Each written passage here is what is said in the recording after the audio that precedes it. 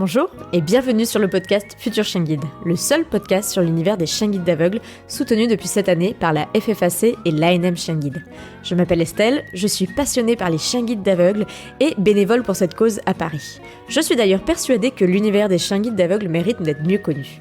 En tant qu'amoureux des chiens, futurs bénéficiaires ou autres curieux comme moi, vous croisez parfois des chiens guides d'aveugles et leurs maîtres en vous demandant mais comment font-ils pour se déplacer dans nos rues toujours plus agitées ?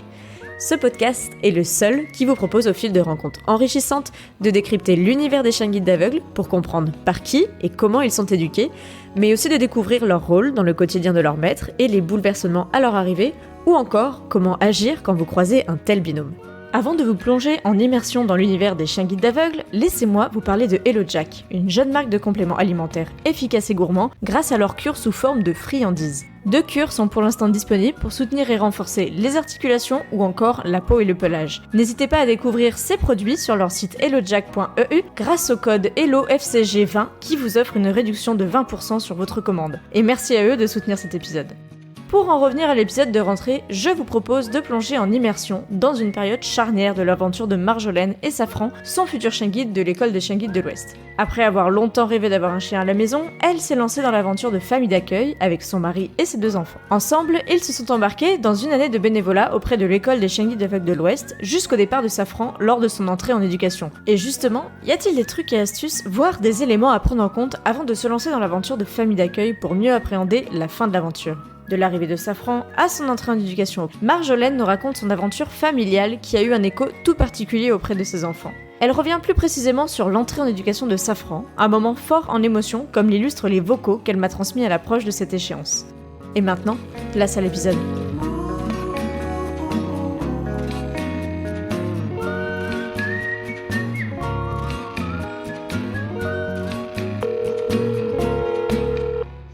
Salut Estelle, c'est Marjolaine. Écoute, je profite d'une petite balade avec Safran entre des réunions, pour partager un petit peu l'étape dans laquelle on est. Donc, alors qu'il marche tranquillement à ma droite, il ne sait pas encore que dans moins d'1 mois, il partira à l'école.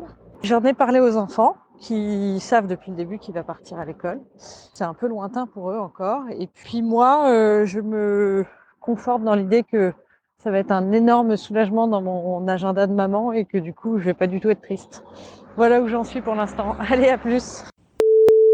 Bonjour Marjolaine. Bonjour Estelle. Merci d'avoir accepté de participer à mon podcast Futur Chien Guide. Et puis en plus tu as joué le jeu de l'immersion puisqu'on va l'entendre et on l'a déjà entendu. Tu m'as envoyé quelques vocaux pendant l'aventure. Tout à fait. Est-ce que pour commencer tu pourrais te présenter ? Oui, alors du coup je m'appelle Marjolaine, j'ai 38 ans, j'habite dans la région de Nantes, j'ai un mari et 2 enfants et je travaille dans la publicité. D'accord, donc si on se parle aujourd'hui, c'est parce que tu as eu une super aventure avec les chiens guides d'aveugles. Est-ce que tu peux revenir au tout début de cette aventure ? Est-ce que tu connaissais les chiens guides depuis quand et comment ça s'est arrivé dans ta vie ? Alors je connaissais les chiens guides comme un citoyen lambda, c'est-à-dire que j'en avais croisé dans la rue. C'est arrivé, j'avais une très très grosse envie de chien. Et tout en me disant que c'était pas forcément très cohérent avec mon mode de vie. Et en parallèle de ça, j'ai 2 enfants qui sont malvoyants, donc je suis forcément sensible à la cause. Et puis, je me suis souvenu que j'avais eu cette envie de faire famille d'accueil de chien guide, mais il y a bien longtemps. Et j'ai fait coïncider ma grosse envie de chien avec l'envie de faire ce projet plutôt familial.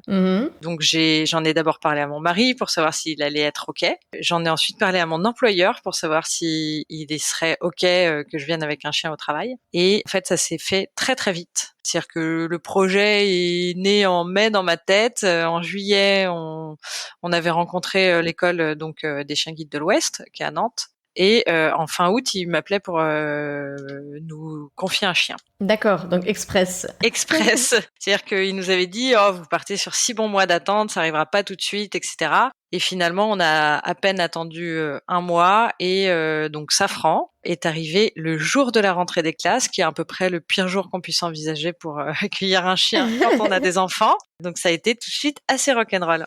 Et justement, par rapport à cette expérience, tu nous disais, si tu peux nous en dire plus sur les enfants. Alors du coup, Juliette, elle a presque 9 ans, 8 ans et demi, et Lucien, il a 5 ans. Ok. Je suis sensibilisée parce que, Juliette, elle a une basse vision, mais a priori, elle aura pas besoin d'outils de compensation pour ses déplacements. Et Lucien, lui, a une basse vision encore plus basse que sa sœur. Et là, pour le coup, il est envisagé qu'il essaye la canne blanche l'année prochaine. Et très vite, la canne blanche, ça me rend triste, moi, alors que le chien, ça me rend joyeuse. Donc très vite, j'ai pensé qu'un chien, ce serait une super solution pour lui. Et je voulais lui faire découvrir le chien tout court, hein, et l'envers du décor. Quand Safran est arrivé, Lucien était terrorisé. Il posait pas un pied dans le salon. D'accord. Il avait hyper peur. Et il a fini meilleur pote avec lui. Mais ça a pris du temps et il a fallu que l'éducateur vienne faire à la maison pour déstresser Lucien. Donc sortir de son job d'éducateur pour essayer de faire en sorte que ça se passe bien parce que du coup, ça interférait sur les relations avec le chien. Enfin, c'était pas hyper naturel. Ouais, d'accord. Donc c'était pas forcément un souhait de sa part ou un projet de sa part par rapport à un futur chien guide qu'il aurait lui. Il est encore assez jeune. Hein. Ouais, il est trop petit pour avoir ça en tête. C'est plus moi où je me disais, s'ils avaient pas été malvoyants, je me serais dit la même chose. Hein. C'est une super expérience de famille surtout. Ouais, exactement. Et je trouve qu'en termes d'expérience de famille, même si tout le monde me rétorquait, mais mon Dieu, comment vous allez faire? Ils vont être trop tristes les enfants, etc. Ça va être affreux. En fait, dès le départ, le contrat il est clair. Le chien il vient, il va repartir. Donc ça n'a jamais été notre chien de famille. Donc tout ça était assez clair et finalement les enfants ils s'en sortent presque mieux que les adultes pour oublier le chien. Mais c'était plus lui dire ça existe et puis voir comment aussi il réagissait avec les chiens parce que je pense que j'avais été sensibilisée aussi par le reportage Brut sur la jeune fille Bérénice, voilà, qui avait son petit chien au collège et j'ai trouvé ça hyper chouette. Et j'ai pas mal de proches qui me l'avaient envoyé, regarde, c'est hyper chouette et tout.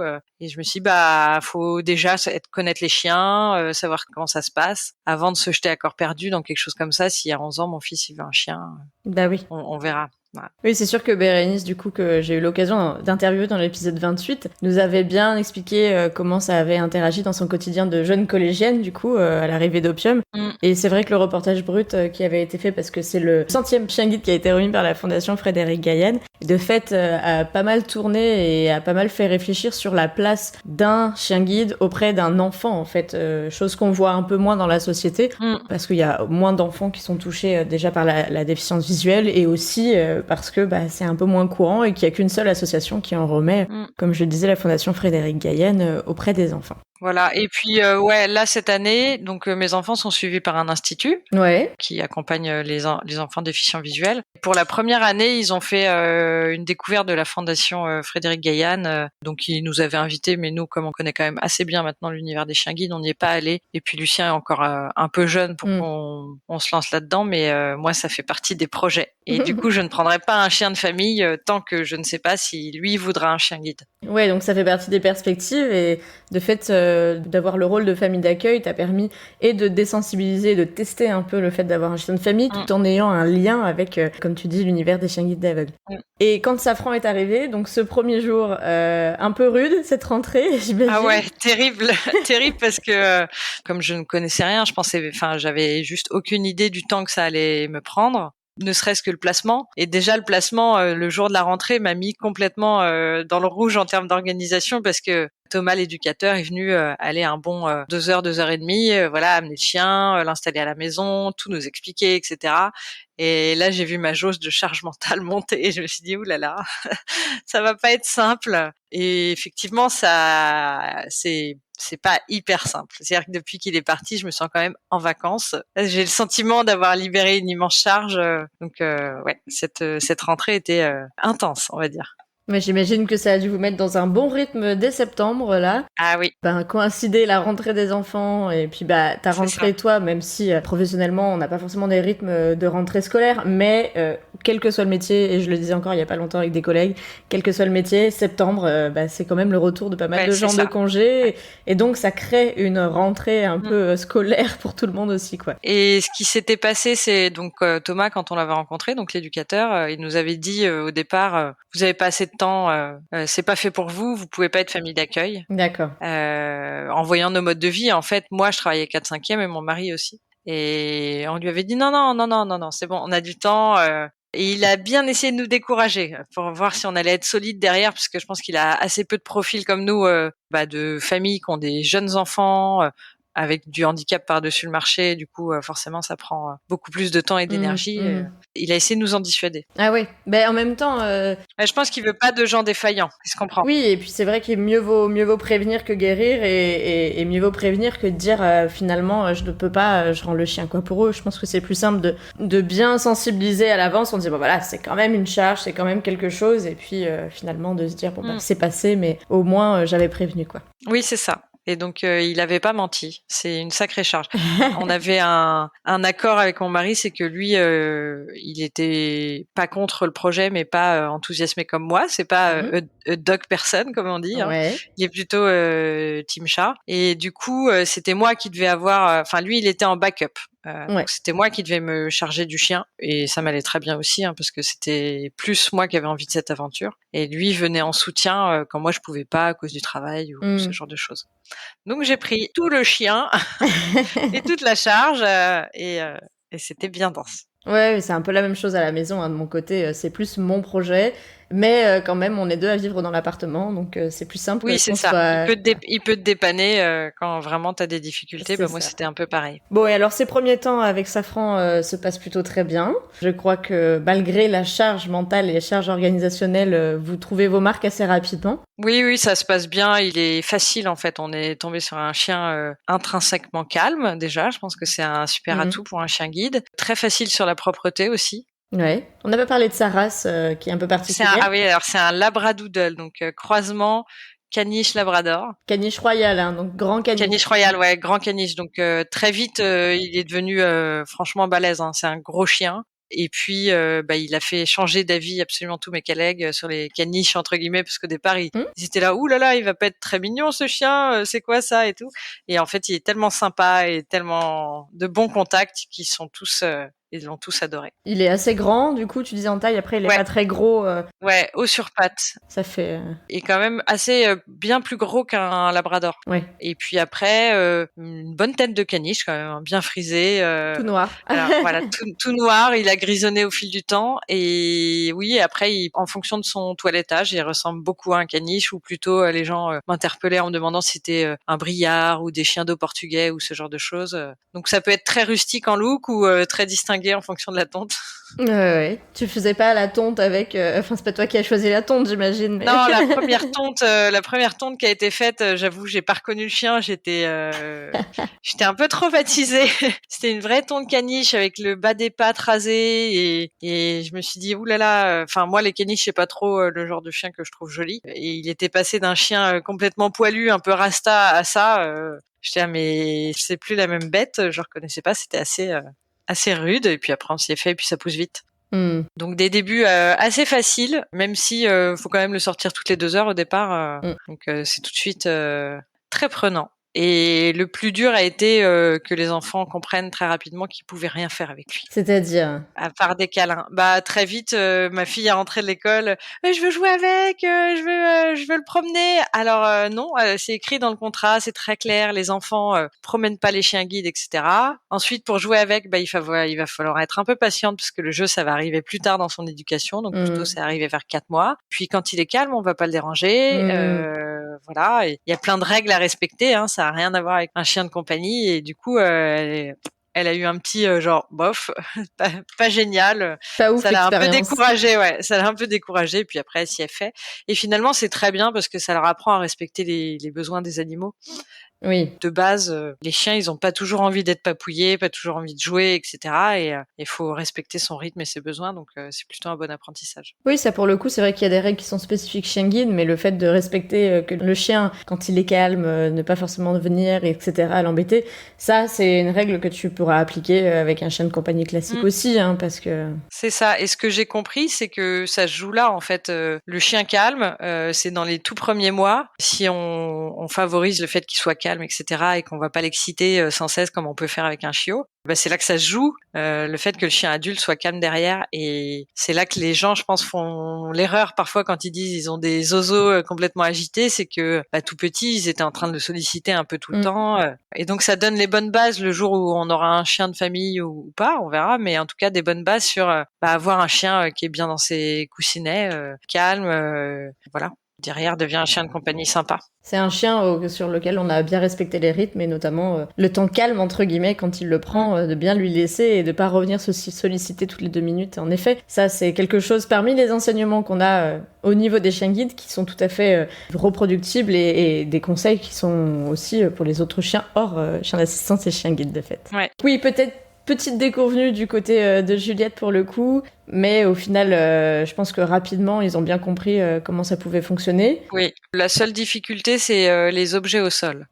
Donc, Safran était passionné par le textile, Ouais. les chaussettes, les bonnets, les trucs comme ça. Et mes enfants, sont comme tous les enfants, sont bordéliques. Donc ça, il y a eu un moment où on n'arrivait pas trop à progresser sur ne prends pas les objets, sachant que il y en a partout. Ouais, il y en avait partout. Et puis ils pouvaient s'amuser à se mettre juste au bord du tapis du chien avec leur doudou. Et donc le chien était là, mais genre j'ai trop envie de le prendre ce doudou. Donc ça a été un petit peu difficile. Ils n'ont pas réussi trop à se réguler. Sur la fin, on a mieux réussi parce qu'on a été plus strict. Mais c'était la petite difficulté du bazar ambiant qu'on peut avoir dans une maison quand il y a des petits enfants qui aident pas forcément à apprendre aux chiens. Eh ben non, ça tu touches pas parce qu'il y en a partout et que c'est très très tentant. Oui, du coup, toi, au fur et à mesure, donc, t'as emmené beaucoup Safran au boulot, j'imagine.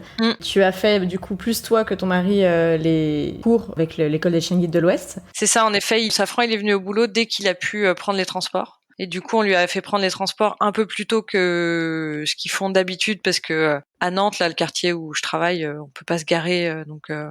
Enfin, je suis à 30 minutes à pied, ce qui est tout à fait réalisable. Mais comme le chien était petit, je pouvais pas envisager de marcher autant de temps. Donc, il a dû arriver au travail. Nous, on l'a eu à 2 mois et demi et à 3 mois et demi, il a pu prendre les transports et il est venu au travail. Oui, parce que c'est une histoire de vaccin, hein, tout simplement. C'est une histoire d'immunité, cette prise des transports et puis d'habitude. Alors ouais, je savais pas trop en fait. Ouais, j'avais le sentiment que c'était plus une question d'étape à franchir dans l'éducation que les vaccins. Mais bon, en tout cas, il m'a dit que normalement, il le faisait à 4 mois, que là, il avançait un peu pour que ce soit simple pour nous.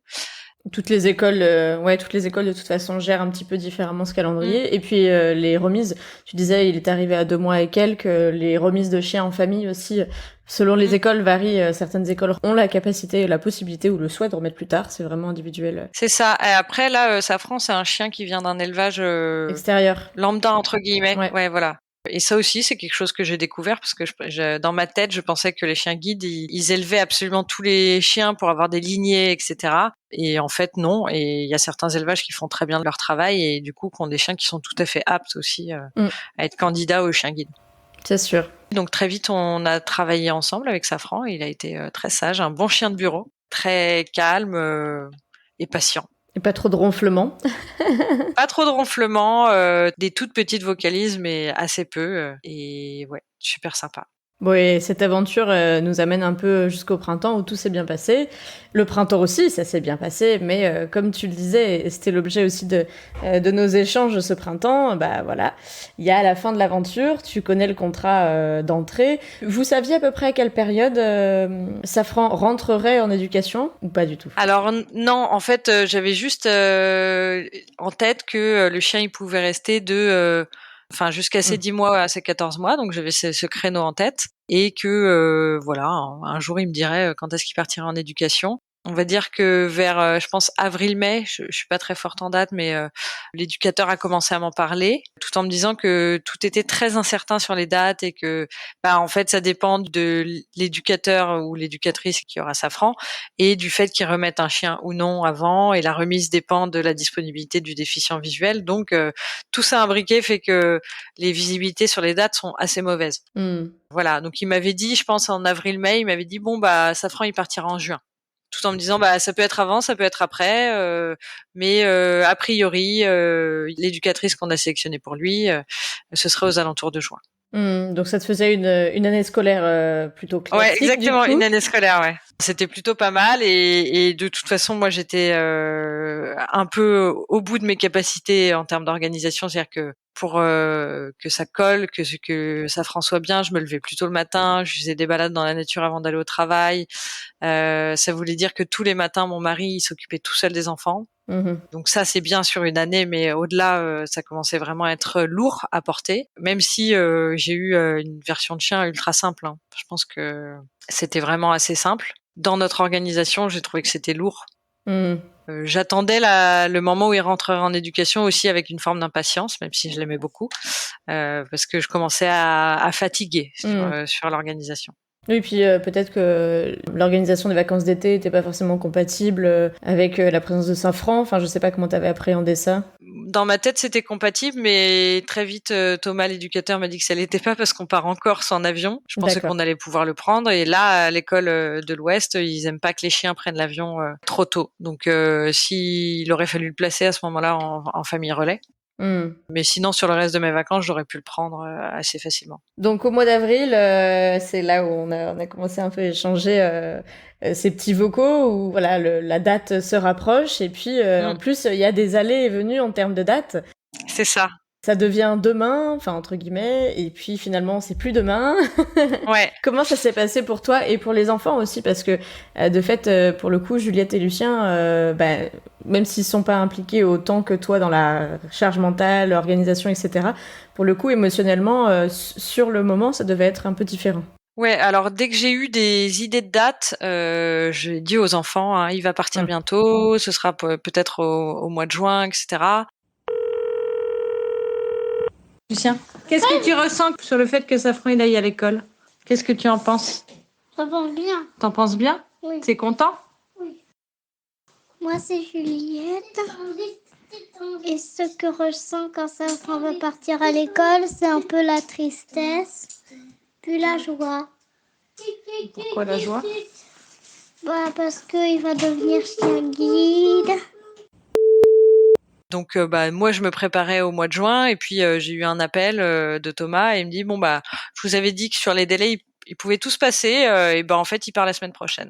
Enfin, c'était quelque chose de cet ordre-là, je me rappelle plus exactement, mais au final la date c'était le 17 mai, donc c'est venu assez soudainement. Il a dû m'appeler aux alentours du 10 en me disant voilà il y a une éducatrice là, elle va se retrouver sans chien. Et du coup, on fait partir Safran plus tôt. Elle peut le prendre à partir du 17 mai, etc. Et puis Donc, je crois qu'il y a eu quelques allers-retours. Ah oui, et je pensais à une autre chose. Je me rappelle quand j'ai eu Safran au tout début, j'avais évidemment, comme tout le monde, une envie immense de réussite et je me collais à une pression de folle. Et dès que je faisais quelque chose où ça n'allait pas avec lui, je culpabilisais à fond. Maintenant que j'arrive près du but d'avoir accompli ma mission, puisque c'est ce que je me dis, s'il rentre en éducation, c'est que j'ai quand même un petit peu réussi. Et je me colle plus autant la pression et puis je me dis, je me prépare plutôt à ce qu'il échoue entre guillemets, et qu'il soit réorienté pour pas être déçu. Parce que je me fais souvent le film dans ma tête de la remise en m'imaginant chialer comme une madeleine. Voilà, et voilà, je me prépare un peu à la déception.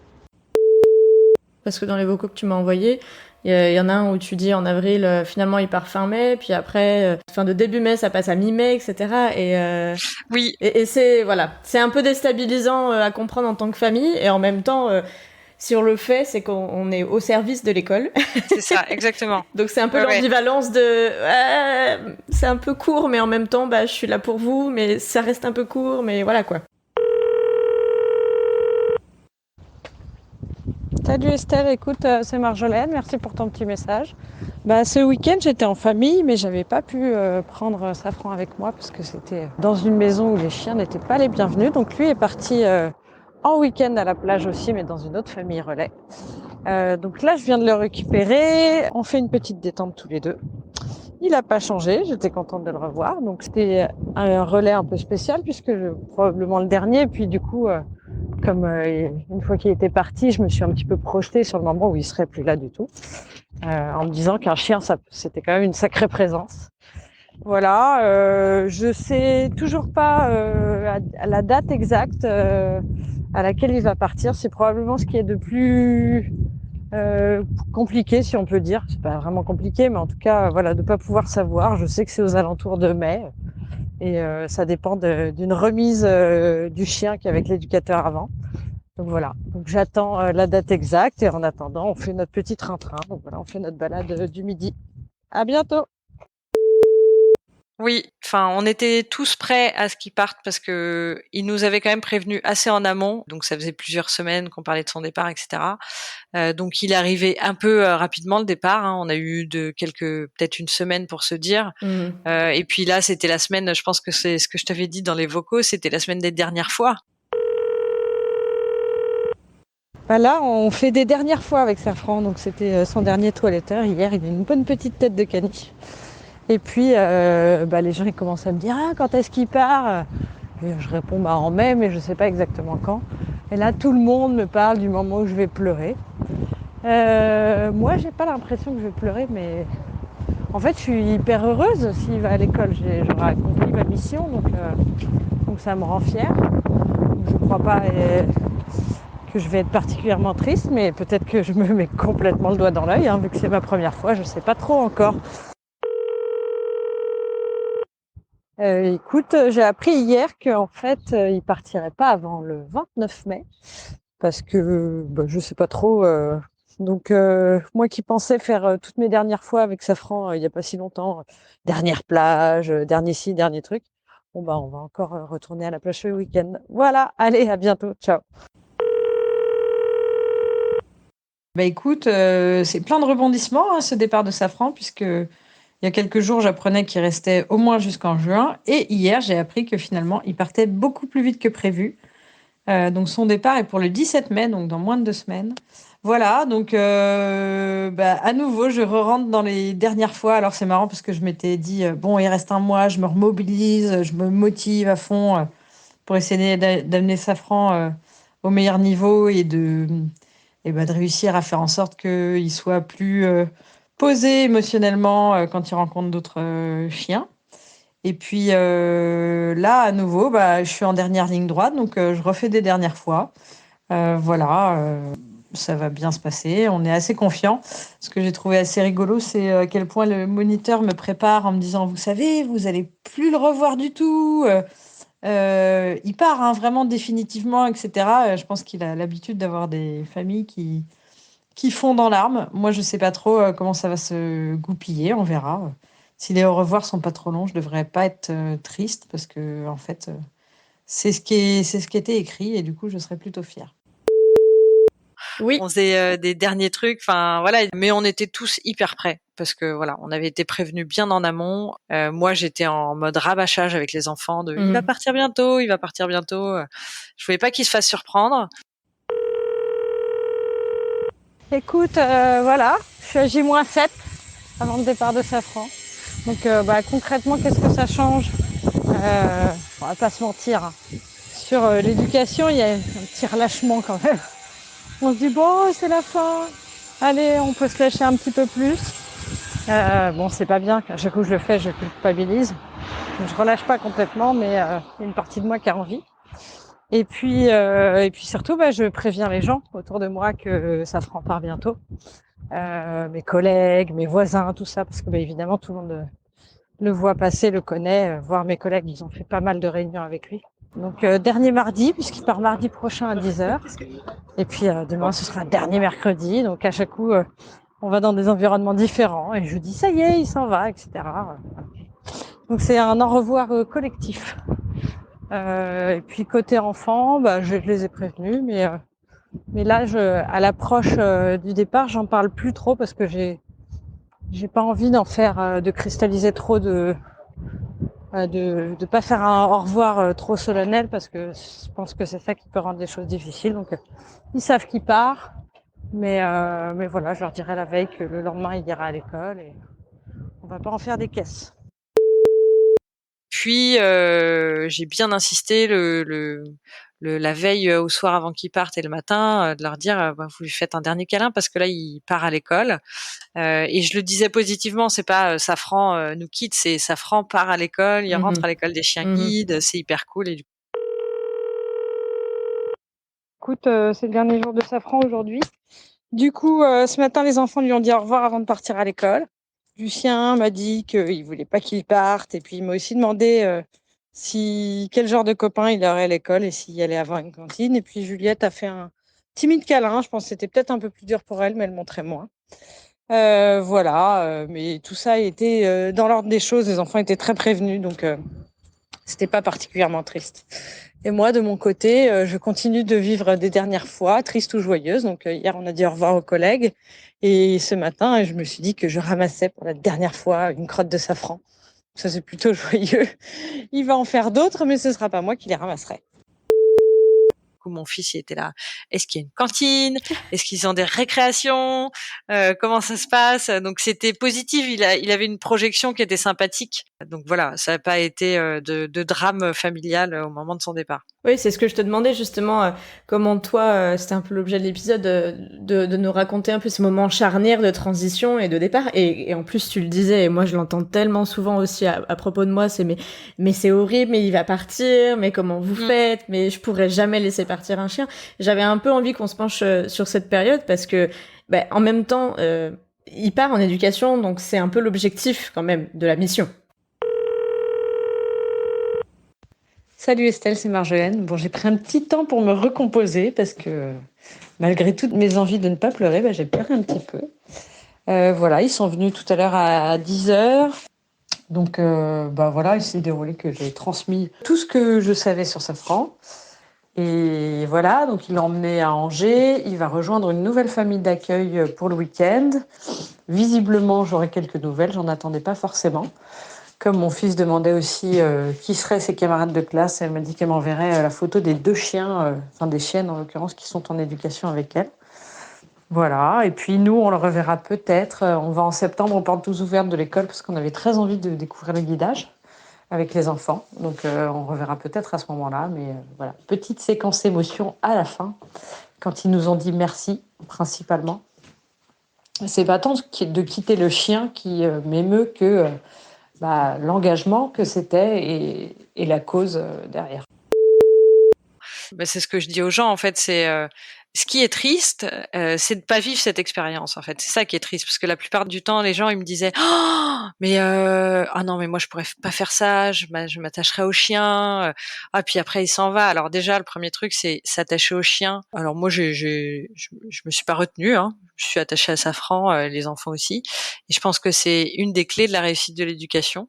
J'avais échangé avec une autre famille d'accueil et qui me disait au départ elle était très en retenue et en fait elle avait pas créé de lien avec le chien. Enfin, en tout cas, elle se retenait de s'attacher à lui et du coup, l'éducation fonctionnait pas. Et donc, ouais, cette expérience dès le départ, le contrat il est clair. Nous, l'objectif c'est qu'il devienne chien guide. C'est pas d'avoir un chien de compagnie à la maison. Donc, le moment où il rentre à l'école, déjà j'avais hyper peur qu'on n'arrive pas à ce moment-là parce que j'avais peur qu'on échoue. Ça peut arriver, c'est pas forcément dépendant de la famille d'accueil du chien. Oui, ça peut arriver en termes de santé aussi, mais c'est vrai que c'est ça, on le relate moins, mais tout le long de l'éducation, moi j'avais peur qu'on échoue. J'avais hyper peur, mais parce que c'est émotionnellement, c'est ce qui est le plus chargé pour moi, c'est-à-dire que, je voulais qu'on remette un chien guide à un déficient visuel. C'était ça mon objectif, c'était vraiment pouvoir aider quelqu'un. Donc une fois qu'on est arrivé au moment où il est rentré en éducation, je m'approchais de cette réussite, donc hyper contente. Et c'est là où j'ai eu plus d'émotion de m'approcher de cette réussite que de quitter le chien, parce que le chien, en plus dès le début, il est habitué à avoir plusieurs référents humains. Il n'était pas proche que de moi, il était proche de son éducateur Thomas, il était allé en famille relais, etc. Le chien, lui, il s'y fait mieux que nous. Hein. Je pense que si on se revoit, on sera tous les deux contents, mais il s'y fait carrément bien, le chien. Il est pas malheureux, quoi. C'est vrai que moi, je dis souvent que quand je les ramène de relais, que ce soit d'un week-end, de 2 semaines, de 1 mois et demi, ils vont à l'école, ils se retournent même pas, c'est un peu comme des enfants des fois. C'est ça. Dans un sens, t'es hyper content parce que tu te dis, s'ils y vont et qu'ils se retournent pas ou qu'ils te regardent, mais à moitié, mais qu'ils sont hyper contents, ça veut dire qu'ils sont bien dans leurs pattes aussi et que l'école pour eux c'est un lieu avec les copains comme tu dis. Alors la récré et tout, la cantine oui aussi on peut envisager qu'il y ait tout ça adapté pour eux, mais de fait c'est pas un déchirement pour eux et en effet c'est plus émotionnel pour nous dans ce sens-là, même si comme tu dis je suis persuadée que si tu recroises Safran ça va être la fête quoi. C'est clair. Mais bon, voilà, en fait, moi, j'étais hyper fière qu'il rentre en éducation et du coup, j'ai transmis cette idée-là aussi à mes enfants de waouh, on a réussi quoi. C'était un sacré challenge et nous on a fait suffisamment bien notre travail pour qu'il rentre en éducation. Après ça veut pas dire qu'il va réussir lui sur la suite, on sait pas. Mais c'était comme ça que l'histoire pour moi était un succès quoi. Sur le départ, ils ont réagi assez différemment.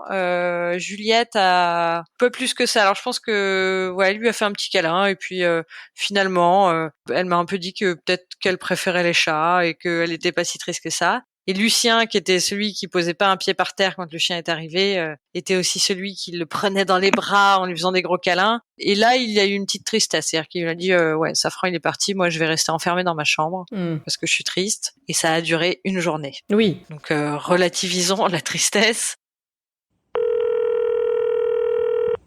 J+1 du départ de Safran. Officiellement, le plus triste d'entre nous, c'est mon fils Lucien, qui vraiment, est vraiment triste, m'a dit des larmes dans la voix qu'il voulait que Safran revienne. Et c'est un petit peu difficile pour lui. Et puis, moi, ce matin, ça m'a fait bizarre de pas voir la niche et le petit chien à l'intérieur et qu'il soit remplacé par des plantes qui sont pas contentes de me voir. Et puis, chaque coup que je traverse une rue, je me dis merde, t'es pas dans les clous. Mais bon, je pense que ça passe au bout de quelques jours. Voilà.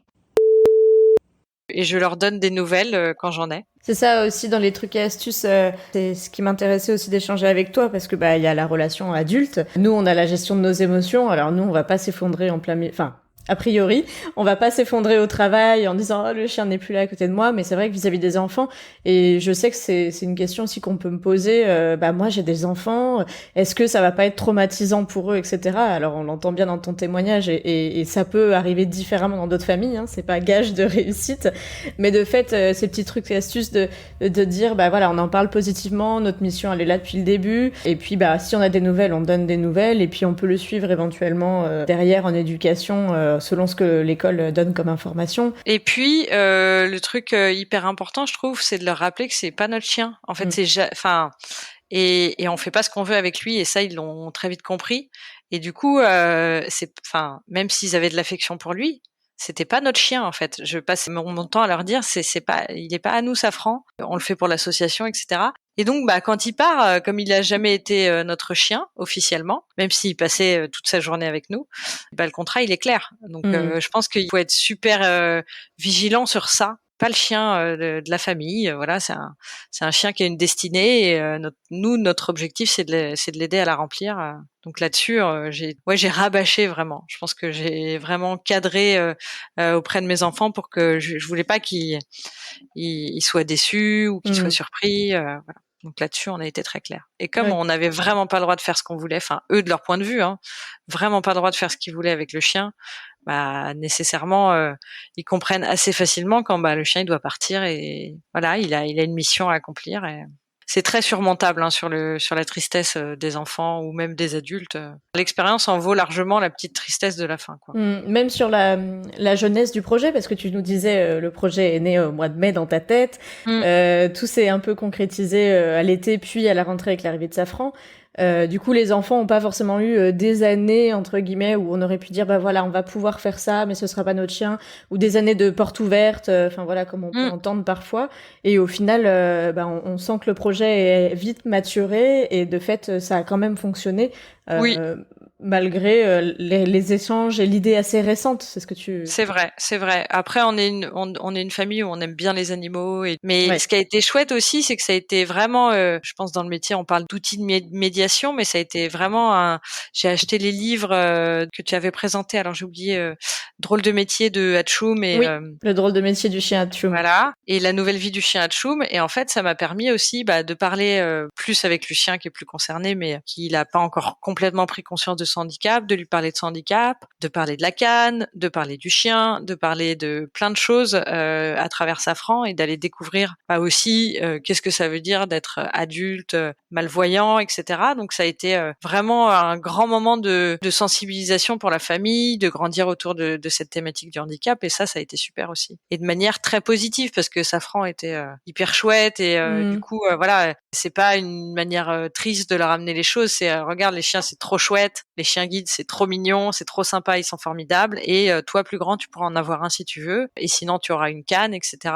Ça a permis d'aborder des sujets comme ça qui auraient peut-être été beaucoup plus durs à aborder s'il n'y avait pas eu cette expérience. Ouais, sans le support de l'aventure en tant que bénévole, du fait. C'est ça. Tu l'avais perçu, ça, à ce point-là, avec le recul, que ça allait pouvoir vous aider à parler un petit peu du futur de Lucien, de fait? Pas trop, non.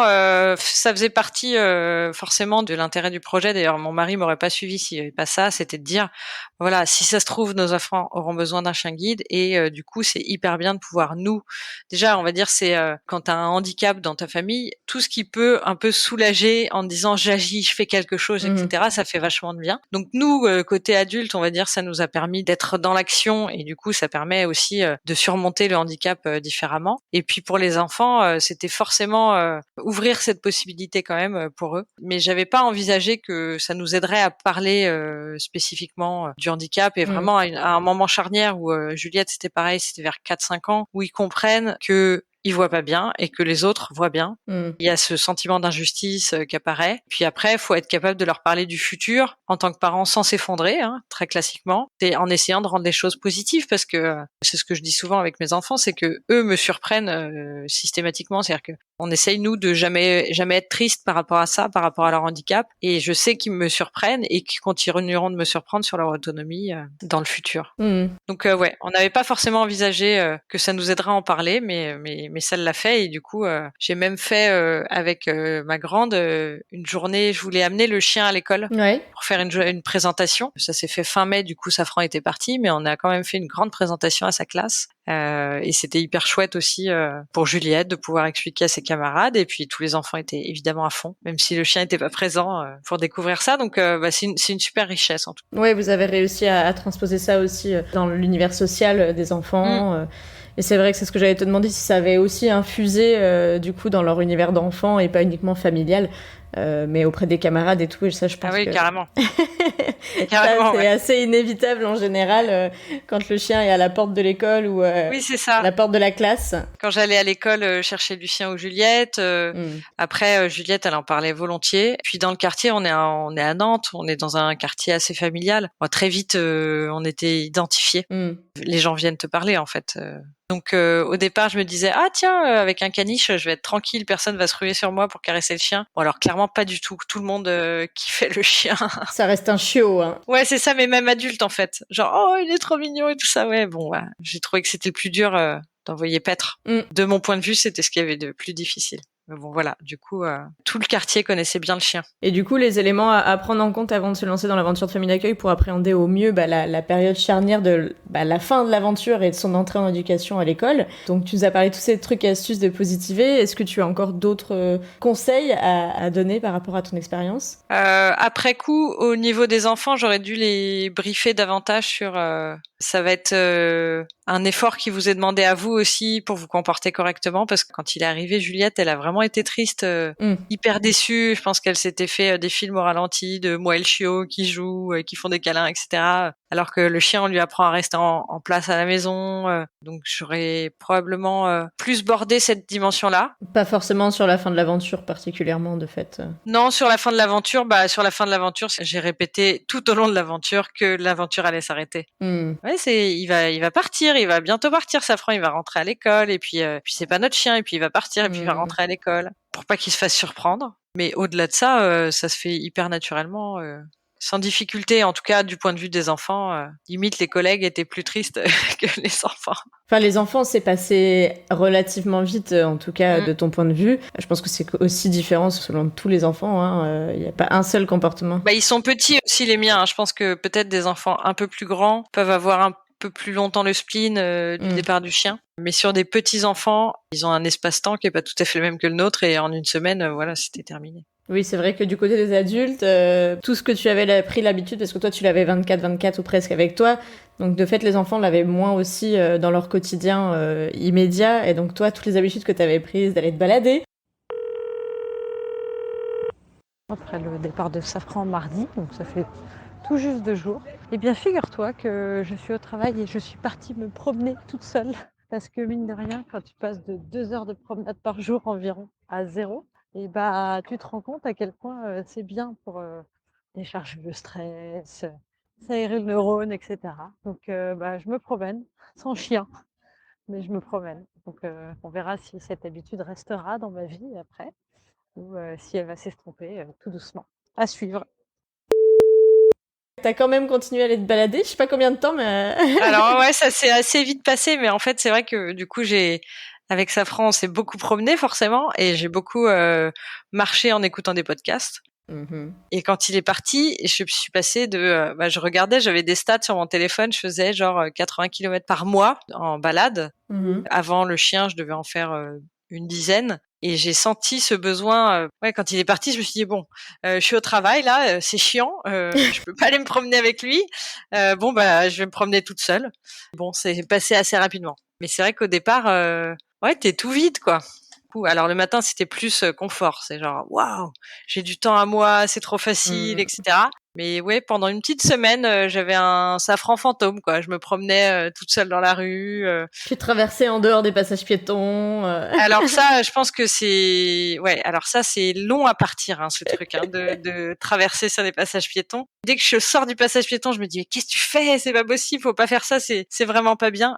Ça, c'est un bon traumatisme d'automatisme que tu prends. Ouais, c'est un bon exemple. Je pense que le passage piéton, c'est quelque chose que français, on le fait pas forcément tous. Avec le chien, on est obligé de le faire tout le temps. Et quand on n'a pas le chien, on a l'impression d'être en dehors de la loi et de faire des digressions. C'est ça. Donc là, maintenant, je prends plaisir à sortir du passage piéton. Ouais, une petite semaine de spleen et d'avoir du mal à rechanger mes habitudes dans l'autre sens. Et puis j'ai eu très vite de ces nouvelles. En fait, j'en attendais pas particulièrement. Et donc son éducatrice, au bout d'une semaine, m'a envoyé des nouvelles et j'étais trop contente d'en avoir. Elle dit, il a toutes les qualités pour devenir chien guide, il est curieux, il est concentré, etc. Donc j'étais trop contente. Et finalement, c'est plus dur d'avoir de ces nouvelles que de pas en avoir. Ah oui. Bizarrement, au départ, j'avais une forme de curiosité ok, est-ce qu'il a commencé le guidage, etc. Là, c'est plus, un peu plus de nostalgie. Donc, si je donnais un conseil, en fait, c'est bien de pas avoir de nouvelles. Ouais. Pour se détacher du chien. Safran a récupéré une famille d'accueil de week-end, parce que à Nantes, il n'y a pas de chenil, donc il passe ses week-ends en famille aussi. C'est toujours sympa d'avoir des nouvelles. Les dernières photos que j'ai vues, donc il a commencé vraiment l'éducation dans le dur, on va dire, le guidage le 1er juillet. Donc là, il y a des petites photos où il est dans Angers avec son harnais et il y a des obstacles terribles à traverser, des travaux, des trucs comme ça. Et puis je le vois beaucoup aussi, elle met beaucoup de balades dans la forêt avec les autres chiens, les autres copains.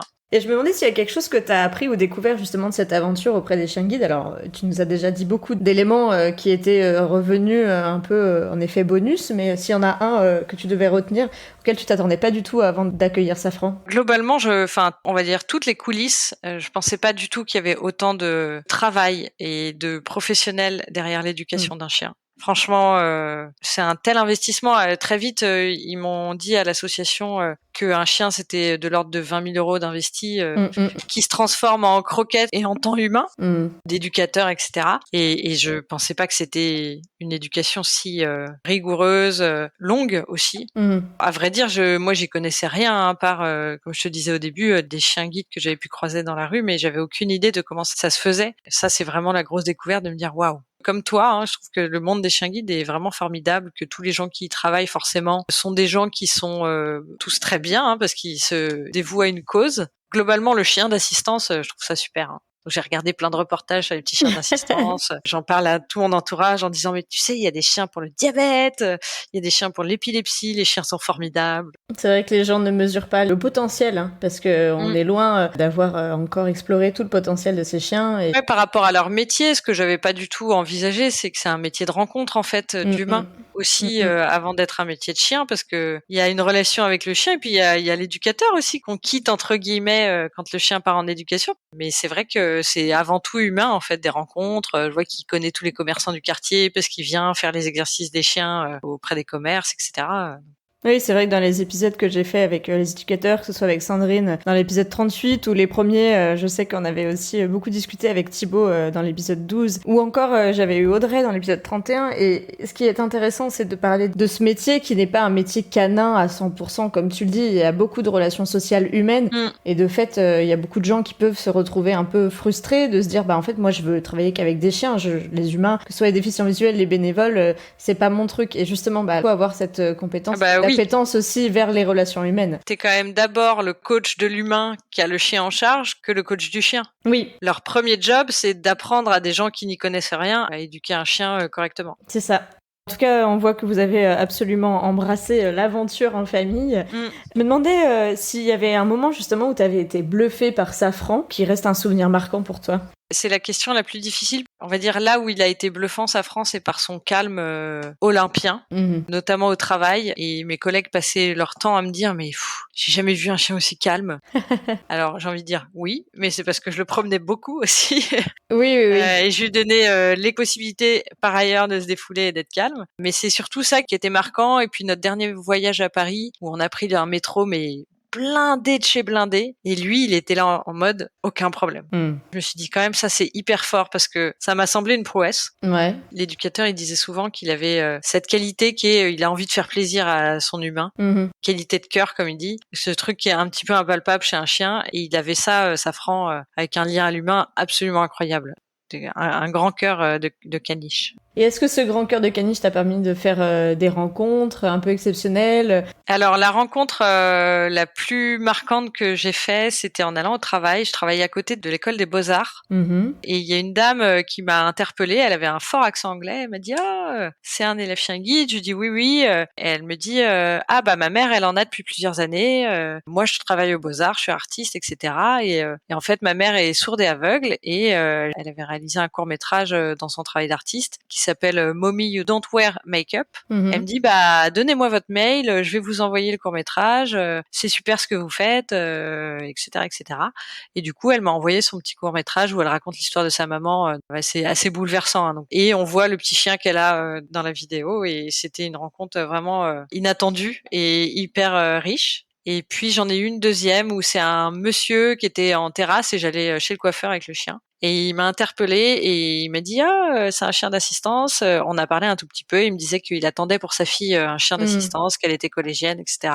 Et qu'il trouvait ça super d'accueillir ses chiens, etc. Donc c'est plutôt des jolies rencontres, plutôt par des gens qui sont aussi assez sensibles au handicap. Parce que les autres rencontres, c'était plutôt genre laissez-moi caresser le chien, il est trop mignon. Ça va être dur quand vous allez le rendre. C'est ça va être dur quand vous allez le rendre. Ou qu'est-ce que vous faites au supermarché avec ce chien-là, vous n'avez pas le droit d'être là.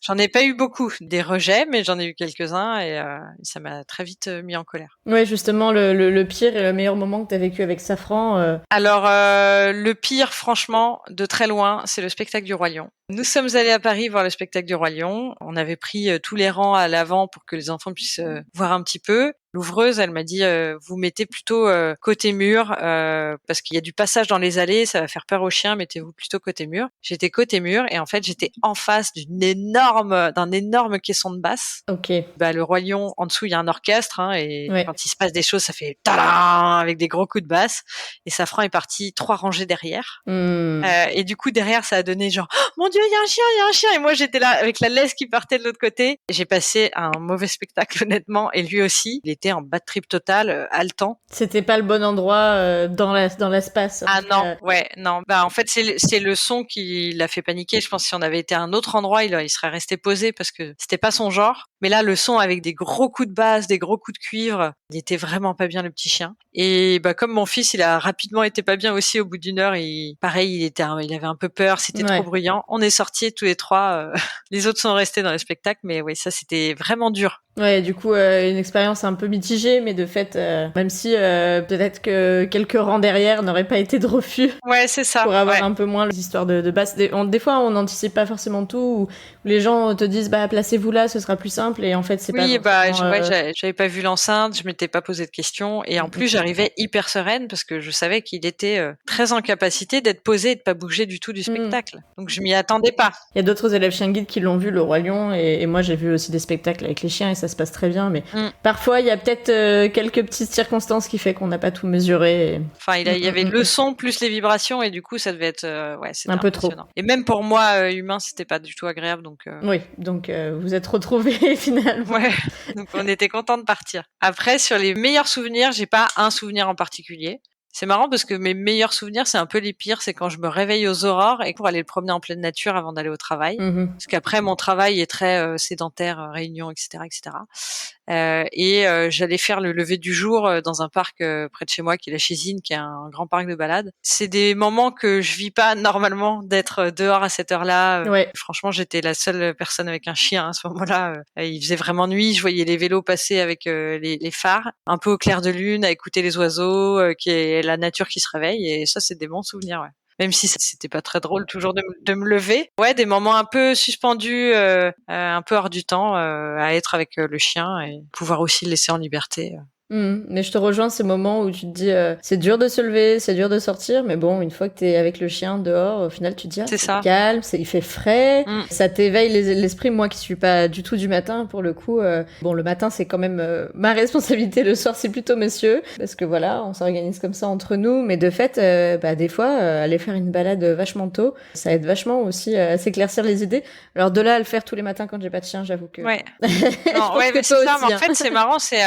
C'est une contrainte qui t'offre du temps pour toi. En tout cas, du temps de cerveau, on va dire, de penser, de clarifier un peu tout ce qu'il y a dans ta tête. Et c'est un peu méditatif. Enfin, moi, je le prenais comme ça, comme un peu de la méditation. Un vrai temps pour soi, apaisé, donc hyper agréable. Moi, c'est vraiment ce que j'ai préféré. Même si mis bout à bout, ça fait 2 heures dans ta journée comme ça, et c'est pas toujours des balades dans la nature avec le chien, parce que les balades c'est de la détente, comme on dit. Donc c'est facile. Enfin, c'est facile. On est vigilant, mais c'est facile. Et puis après, les balades en ville, on est carrément concentré en fait. On n'est pas du tout en train de se détendre. Donc, oui, c'est sûr. Mais bon, les balades au petit matin, ça me fait penser à Agathe qui est aussi sur Nantes, qui pour le coup est pas dans l'univers des chiens guides, mais que je suis depuis quelques mois, voire quelques années maintenant, qui est promeneuse de chiens à Nantes. Agathe de l'heure de la récré, et c'est vrai que voilà, quand je la vois se lever aux aurores pour éviter les chaleurs avec les chiens, et qu'elle est aux 6h30 dans les grands parcs autour de Nantes, je suis là, et en même temps, elle dit, c'est cool, on est tout seul. Et les chiens profitent, et elle profite pour s'éveiller, et elle rentre... c'est 8 heures et elle a toute sa journée devant elle, quoi. Bon, avec un peu moins de sommeil, mais... Ouais, et puis les chiens, ils sont détendus, quoi. C'est ça. Enfin, commencer après, fallait que ça colle avec mon agenda de maman et de travail. Donc je le faisais pas tout le temps, mais c'est vrai que c'était un peu ce que j'avais de plus simple pour être sûr de lui donner de la nature. Sinon je le faisais entre midi et 2. Enfin, j'arrive à bricoler, ou parfois je m'enfuyais de mon travail en plein après-midi parce que j'avais besoin de faire une pause. Exactement. Certains prennent un café, d'autres vont promener le chien. Moi c'est ce que je dis tout le temps, hein. Quand j'ai des relais, au final certains vont fumer en bas. Moi je fais juste un tour de quartier avec le chien et ça dégourdit les pattes à tout le monde, et on est plus frais parfois aussi pour revenir derrière sur le travail. Et j'ai aussi, dans mes meilleurs souvenirs, je pense, c'est d'aller au travail avec un chien. C'est clair que ça, je pense que j'ai réalisé un rêve de petite fille à ce moment-là. J'ai trouvé ça génial. Tous mes collègues ont trouvé ça plutôt chouette. D'ailleurs, derrière, mon entreprise a décidé de donner la possibilité aux gens de venir avec leur animal de compagnie. Génial. Tellement il a fait bonne figure. Alors après, il faut passer derrière Safran, parce que ultra calme et tout. Mes collègues, elles sont là, non, mais on croit pas qu'on peut ramener notre chien parce que franchement, il est pas sage du tout. Il est agité. Donc il faut un chien qui perturbe pas l'entreprise. Donc c'est pas si simple, mais j'ai adoré l'amener au travail. Et en réunion client, hyper chouette. J'ai fini le dernier jour où je l'ai emmené en réunion.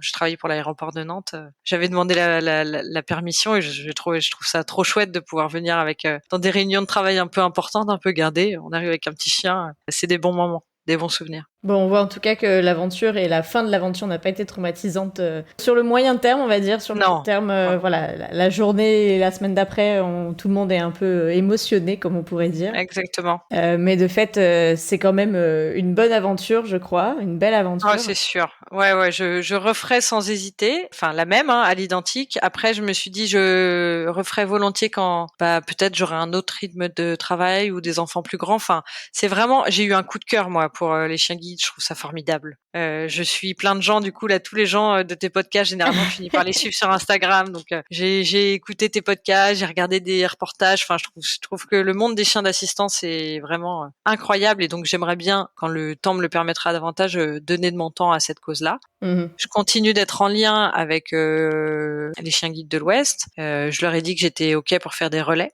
Donc, continuer d'avoir des petits chiens de temps en temps. Donc, c'est bien. Je pense que si un chien a peur des enfants, il vient chez moi derrière, il repart manoir formé à bloc avec des enfants qui sautent, qui crient et qui font des gros câlins. Donc si c'est un chien vraiment peureux des enfants, faudra faire attention quand même. Et puis là en septembre, je vais aux journées portes ouvertes. J'ai noté la date pour l'école d'Angers. Fin septembre. Et j'ai bon espoir d'y croiser Safran, peut-être pas. Et là, j'ai envie que mes enfants ils puissent expérimenter le guidage. Parce que finalement, ça, ils ont pas vu. C'est la seule étape qu'ils ont pas vue, de voir un chien avec un harnais, guider quelqu'un ou eux-mêmes de se faire guider pour voir ce que ça représente. Donc ça, c'est la suite des explorations pour nous. Et bah ouais, dans quelques années, je pense que je recommencerai. Je me suis même dit, je pourrais être éducatrice canin, ce serait trop bien et tout ça. Genre, passion chien. Bah écoute, on te souhaite en tout cas une bonne continuation à toi, aux enfants. Merci. Et puis bah merci de t'être confié et de nous avoir un peu raconté cette période charnière de l'entrée en éducation à l'occasion de cette rentrée de septembre du coup, qui conclut un petit peu un cycle. Je pense que ça fait aussi, c'est toujours intéressant les épisodes, ça permet aussi de faire un petit bilan entre guillemets et de se raconter un peu tout ce qu'on a vécu dans cette belle aventure pour ta part de bénévole en tant que famille d'accueil. Et je te souhaite que du positif et on a hâte de voir aussi les enfants évoluer et puis que tu nous racontes un petit peu leurs projets également. Ouais, on verra dans quelques années. Puis j'espère que Safran continuera son aventure et sera un jour remis à une personne déficiente visuelle. Ouais, on le souhaite en tout cas. Et à très bientôt. À bientôt, merci. Et voilà, c'est la fin de cet épisode. Merci à vous de l'avoir écouté, en espérant qu'il vous aura plu. Merci à Marjolaine de s'être prêtée au jeu des vocaux pour nous confier cette plongée dans l'aboutissement de l'aventure de famille d'accueil. Pour compléter votre écoute, vous pouvez retrouver sur futureshingid.fr des photos de Marjolaine et Safran, mais aussi des enfants, et très bientôt la transcription intégrale de cet épisode. D'ailleurs, n'hésitez pas à m'envoyer vos retours sur Instagram ou Facebook, c'est toujours un plaisir de savoir ce que vous avez appris à l'écoute de ces épisodes. Alors à bientôt pour un prochain épisode sur l'univers méconnu des chiens guides d'aveugles.